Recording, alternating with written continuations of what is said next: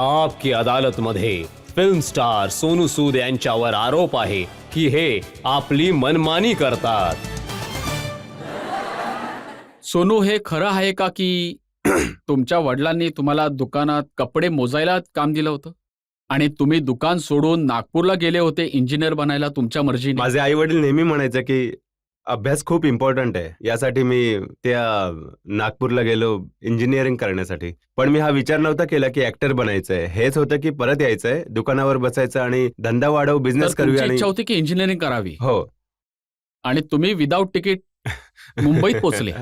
ते अनरिझर्व तिकिटावर गेलो होतो. तिकीट घेतलं होतं पण रिझर्वेशन नव्हतं. असंच कुठेही बसून कुठेतरी कोपऱ्यात ऍडजस्ट करत करत मुंबईला पोहोचलो. टीटीने पकडलं होतं.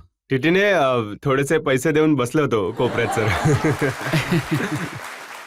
आणि जेव्हा मुंबईत पोहोचले तर तिथे पण सिक्युरिटीलाच पैसे देऊन स्टुडिओमध्ये शिरू लागलात. सर, फिल्म सिटीमध्ये पोहोचलं तेव्हा मला कोणीतरी बोललं असे जाऊ देणार नाही. तर मला वाटलं की की एखाद वेळेस मी त्यांना असा ऍक्टर सारखा वाटेन, एंट्री देतील मला. पण तिथे फिल्म सिटीत थांबवले गेले, शूटिंग नाहीये तर कशाला जाऊ देऊ ना. तर मी 15-20 मिनिटं तिथे उभं राहिलो.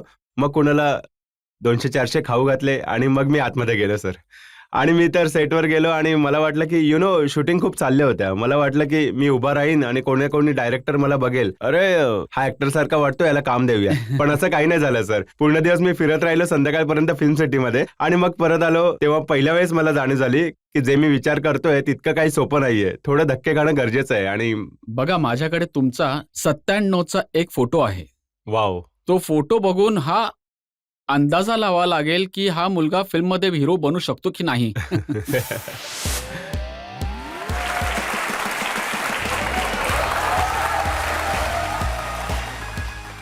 आता सांगा, हे बघून तुम्ही विचार करत होतात की मी हिरो बनू शकतो? सर, असं म्हणतात की उम्मीद पे दुनिया कायम आहे सर. तर त्याच विचारात मी पोहोचलो. मला असं वाटलं की हा फोटो पाहून अजून बरेच सारे निघतील इथून सर. आणि चित्रपटात आले तर तामिळमध्ये, तेलुगूमध्ये. हो सर, मी ते म्हणतात ना beggars are not the choosers. Sir, काही माहित नव्हतं आणि मला आठवतं की एका फिल्मची ऑफर आली होती मला की विलन आहे. तर मी विचार केला की विलनचं ऑफर आहे, यांचं काही विजनच नाहीये, डायरेक्टरला माहितच नाही मुलगा हिरो बनायला आलाय आणि तुम्ही विलन बनवताय. पण हे होतं की कॅमेऱ्याच्या समोर जायचं होतं. आणि मग मी चेन्नईमध्ये पहिली फिल्म केली मी तमिळ आणि ती हिट झाली. मग तिथून निगेटिव्ह रोल्स मग अप्रिशिएट होणं सुरू झालं. मग तमिळ, तेलुगू, कन्नड भाषेमध्ये परंतु मी हे फिल्म खरंय का? केल्या. रोल देते वेळेस त्यांनी तुमची ऍक्टिंग नव्हती बघितली? बघा, माझं त्यांना पहिलं बघितलं तर पहिले जो काही लुक होता त्यांनी पाहिलं की हाईट बॉडी आहे, चला याला रोल देऊया. मग ऍक्टिंग करत करत शिकलो सर. थोडीफार यायची सर, पण पहिला लुक मुळेच मला हा मिळाला रोल. तुमचा मित्र बोलला की साऊथमध्ये चित्रपट यासाठी करणे सुरू केले कारण ज्या मुलीवर प्रेम करत होते कॉलेजमध्ये ती तेलुगू होती. सर, ते तर तेव्हा ऍक्सिडेंटल काम झालं होतं. पहिले जेव्हा सोनाली सोबत भेट झाली होती, ती तेलुगू होती, तेव्हा विचार केला नव्हता की चित्रपटामध्ये यायचंय. परंतु ते बोलतात ना की नशीब तुम्हाला फिरवून तिथेच घेऊन जातं जिथे तुमचं मूळ आहे. आणि मग साऊथची फिल्म सुरू झाली आणि मग मला वाटतं की पंजाबी लोकांपेक्षा साऊथ इंडियन लोक जास्त आनंदी झाले होते की यार याचे पिक्चर बघूया. आणि जेव्हा मी पंजाबला यायचो, मी लोकांना सांगायचो, माझी आई सांगायची की हा साऊथमध्ये काम करतो. तर पंजाबवाले बोलायचे हा पिक्चर करतो, कधी दिसला नाही टीव्हीवर. तर हळूहळू दिसायला लागलं तेव्हा लोकांना वाटलं की हा काहीतरी करतोय, नाहीतर टाइमपास नाही करत आहे मुंबईमध्ये. जेव्हा दिसायला लागलात हो, तर गावातले, कुटुंबातले हा विचार केला की हा हिरो बनेल. बरोबर. पण तुम्ही बनलात खलनायक, हो, विलन. बरोबर. मुन्नी बदनाम हुई डार्लिंग तेरे लिए. सर, पहिले जे अभिनव कश्यप जे आमचे डायरेक्टर आहेत ते मणिरत्नमच्या युवामध्ये असिस्टंट असायचे. तेव्हा त्यांनी मला हिरोच्या रोलसाठी निवडलं होतं. पहिलं की यार मी एक करप्ट पोलिसाचा रोल करेल. त्यावेळेस दबंग लिहिली जात होती. तर मला तेव्हा छेदी सिंगचा उलटा रोल दिला. जेव्हा सलमानने चुलबुल पांडेचा रोल घेतला आणि मला छेदी सिंगचा रोल दिला, तर मी म्हणालो हे मी नाही करणार. तर ते बोलले की नाही तू कर, चांगला रोल आहे. तर मी बोललो की मी थोडासा लिहितो, त्याला थोडे डायलॉग वगैरे ठीक करतो. आणि मग लिहायची आवड होती. मग 2-3 दिवसात मी स्क्रिप्ट लिहिली, काही संवाद लिहिले आणि मग ऐकवले. मी बोललो जर हे ठीक आहे तर चालेल. मग ते म्हणाले की नाही तू ये करूया. आणि मग सर दबंग तयार तर तुम्ही झाली. छेदी सिंगचे डायलॉग स्वतः लिहिले? मी लिहिले होते सर. खूप डायलॉग लिहिले. मी बऱ्याच चित्रपटांमध्ये लिहितो, खूप सारे डायलॉग. क्रेडिट नाही घेत, पण खूप हिट हिट डायलॉग सगळे माझे लिहिलेले असतात. तर मला सलमान खान घेऊन गेले आणि म्हणाले की चला आपण जेवण करायला जाऊया. तिथे वाईमध्ये शूटिंग करत होतो आम्ही लोक. तर सलमान बोलले की यार तू खूप उंच आहेस, तू गाडीमध्ये कम्फर्टेबल तर आहेस ना. तर मी बोललो काय ना सलमान, कानून के हाथ और सोनू सूद की लात दोनों बहुत लंबी है भैया. तर तो बोलला की यार डायलॉग खूप चांगला आहे, तर चला पिक्चर मध्ये वापरूया. आणि आम्ही दुसऱ्या दिवशी तो डायलॉग वापरला की कानून के हाथ और छेद सिंह की लात दोनों बहुत लंबे है भैया. तर सर असे बनले संवाद. आणि त्या फिल्म मध्ये सगळ्यात फेमस डायलॉग सलमानचा होता सर की हम छेद तुम्हें करेंगे. इतने छेद ते मला करेंगे. आठवतं की आमचा पहिला दिवस होता शूटिंगचा. मला लिहायची हौस होती, मी अभिनय सोबत बसायचो. त्याच्यामध्ये पण आम्ही टाकलं की हम तुम्हें इतने छेद करेंगे की तुम कन्फ्युज हो जाओगे सास. त्यातही कुठे कुठे माझी लेखणी चालली होती सर. तर त्यात सर लिहायची हौस होती सर. लिहून घेतात तर लिहून देतो सर. खलनायकच्या रूपामध्ये जेव्हा तुम्ही हिट झालात हो. तेव्हा तुम्ही विचार केलात की रिअल लाईफ मध्ये हिरो बनून जाऊ. मी जेव्हा मुंबईला आलो तर खूप इच्छा होती की चांगल्या भूमिका कराव्या, चांगल्या चित्रपटाचा भाग बनूया. कोणी 100 करोडचा बिझनेस करतं, कोणी 500. तर मला वाटायचं आयुष्य हेच आहे. जेव्हा कोविड आला आणि साधारण लोकांसोबत जुळणं सुरू झालं, तेव्हा मला पहिल्यांदा जाणवलं की जी जीवनातली सगळ्यात महत्वाची भूमिका आहे ती आता करण्याची संधी मिळाली आहे, जिचा इतक्या वर्षापासून वाट बघतोय आणि हे वरचा डायरेक्ट करतोय. आणि आज पण ती फिल्म चालू आहे आणि माझी इच्छा आहे की शेवटच्या श्वासापर्यंत ती फिल्म चालत राहो. असेच देव माझ्याकडनं काम करत राहो आणि मी करत राहो. परंतु सोनू, ही भूमिका करण्याच्या चक्करमध्ये जे चित्रपटाचे रोल होते ते निघून गेले. मी ऐकलं की चिरंजीवीने तुम्हाला फिल्म मध्ये मारायला नकार दिला. ते बोलले की मी जर याला मारलं तर पब्लिक मला मारेल.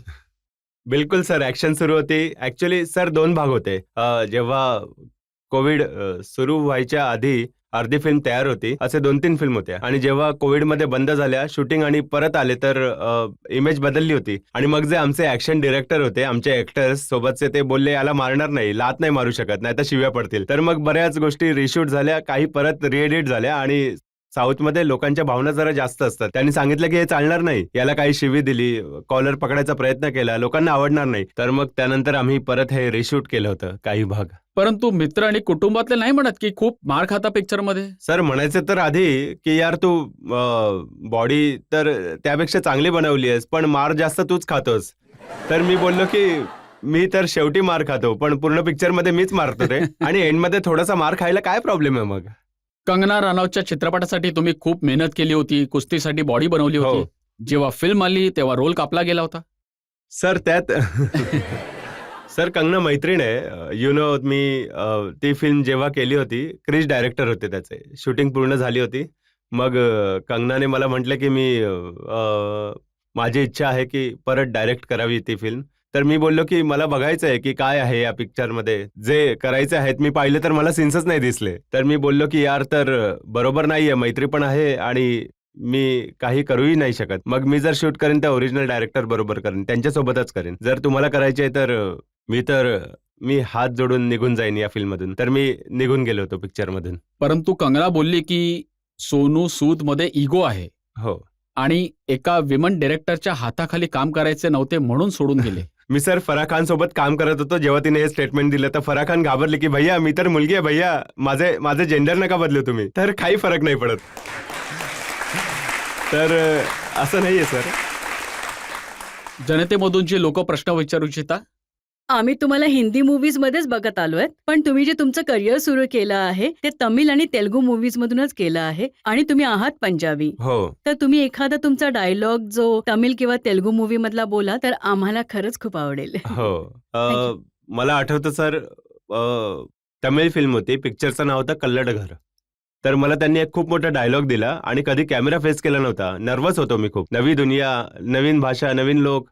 तर मी पूर्ण रट्टा केला होता तो डायलॉग. आणि जेव्हा मी जाऊन बोललो तर डायलॉग काही असा होता की साक्षात ತಂದೆ ಯಾಣೆ ಮುಗಿದನು ವಿನಾಯಕ ಪೇರುಮಾನೆ ಕರುಣದ ಕಪತಿನ ವೇರೆ ಮನಸಲ ನಾಮ ವೇರಿಕಲದು ದೇವನಿಂದಾಯೇ ಆಗದ. Something like that. तर माझे डायरेक्टर खूप आनंदी झाले, म्हणाले की यार खूप फोकस माणूस आहे तू. मग चालायला लागली गाडी सर. तामिळ तेलुगू तर ठीक आहे, हो. ही चायनीज फिल्म सुद्धा केलीत तुम्ही. चायनीज केले सर, चायनीज केले, अमराठी फिल्म केलेत सर. 2 वेगवेगळ्या भाषांमध्ये मी पिक्चर केले चायनामध्ये. तर जॅकी चॅनने बोलवलं होतं. ते बोलले की यु नो, एक दिवस अचानक फोन आला, मी पंजाबमध्ये होतो आणि फोन आला की we are calling from Jackie Chan production we want to do this film. आणि मग सगळे समजलेच नाही की एक चायनामध्ये फिल्मचं तर कधी नाव मला माहिती आहे की कुंफू योगा, कुंफू योगा परंतु सर. बाकी चित्रपटांचे नावच माहिती नव्हते पडत काय आहे. सर मलाही नाही कळत आहे.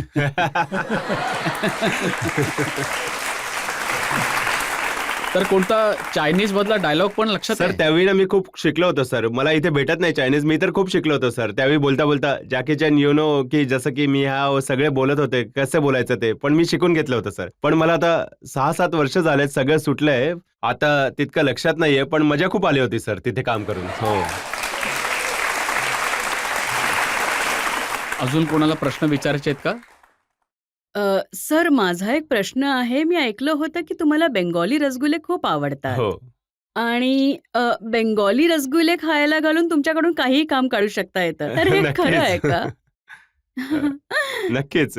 माझी जेव्हा रसगुल्ला कमजोरी आहे, यु नो कॉलेजच्या दिवसांमध्ये जेव्हा आम्ही लोक रॅगिंग करायचो, माझ्यासोबत बिहारकडील मुलं असायचे, तर रॅगिंग मध्ये हेच व्हायचं की जर तू नवीन फर्स्ट इयरचा आहेस तर एक काम कर, 50 रसगुल्ले घेऊन ये. तो रसगुल्ला घेऊन यायचा आणि मग आम्ही सगळे वाटून द्यायचो. ते आज पण आहे. आता असं आम्ही प्रोफेशन मध्ये अलाव नाही करत आणि आम्ही लोक खाऊ नाही शकत. ते यासाठीच, पण स्टील जर बोलले तर कमजोरी आहे, त्याला खाऊ घालून व्यक्ती काहीही परंतु करून त्यांनी घेऊ हे शकते. सांगितलं की तुमची बहीण म्हणते की रसगुल्ला खाऊ घालून कोणतेही काम करून घेऊ शकतो, गाणं गाऊन सुद्धा घेऊ शकतो.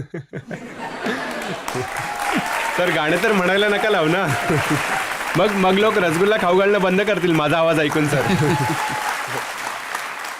सोनू, तुमच्या आईचे पत्र मी बघितले आहे. हो.